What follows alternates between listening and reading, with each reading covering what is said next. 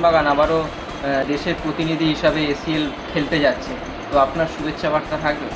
না, নিশ্চয়ই থাকবে, না থাকবে। মোহনবাগান যাচ্ছে, মোহনবাগান নামের সাথে তো আমি আর এর বাইরে তো যেতে পারবো না। মোহনবাগান যাচ্ছে যখন খুবই ভালো। এই যে সাফল্য, এই সাফল্যগুলো মোহনবাগানের আগেও ছিল, এখনো আবার হচ্ছে, ঠিক আছে, ভালো হয়েছে। মায়েরা এবং বোনেরা, মহিলা মহল নিয়ে আবার এসে গেছি তোমাদের বেলাদি। এগুলো আমি খুব খুশি। তো মোহনবাগান এসিএল ভালো খেলুক, আপনি সেটা করবেন? ভালো তো, যা ভালো, মোহনবাগান ভালো খেললে পরে আমরা মোহনবাগানই ছোটবেলা থেকে আজ অব্দি মোহনবাগানই আছি, মোহনবাগানেই ছিলাম, মোহনবাগানে 18-19 বছর খেলেছি। সুতরাং সেখানে এই ক্লাবটা যদি সাফল্য পায়, মোহনবাগান ক্লাব, তাহলে তখন আমাদের তো একটা খুশি বোধ করতেই হবে, খুশি তো হয় এমনি অটোমেটিক্যালি হয়ে যায়।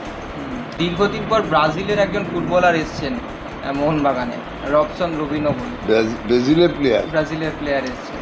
বিদেশি প্লেয়ার তো অনেক এসছে, তার জন্য ব্রাজিলের প্লেয়ার এসছে ভালো। তো যদি ভালো খেলে তাহলে সেটা ক্লাবের পক্ষে খুবই ভালো হবে, এই হচ্ছে, ঠিক আছে, ভালো। তবু তুমি খুঁজে নাও আলো,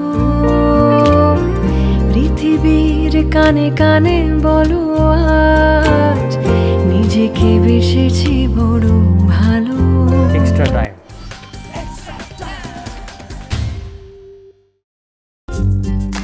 লেটেস্ট নিউজ আর এক্সক্লুসিভ ভিডিওর সঙ্গে আপডেট থাকতে এখনই সাবস্ক্রাইব করুন আমাদের ইউটিউব চ্যানেল। বেল আইকনে ক্লিক করতে ভুলবেন না যেন।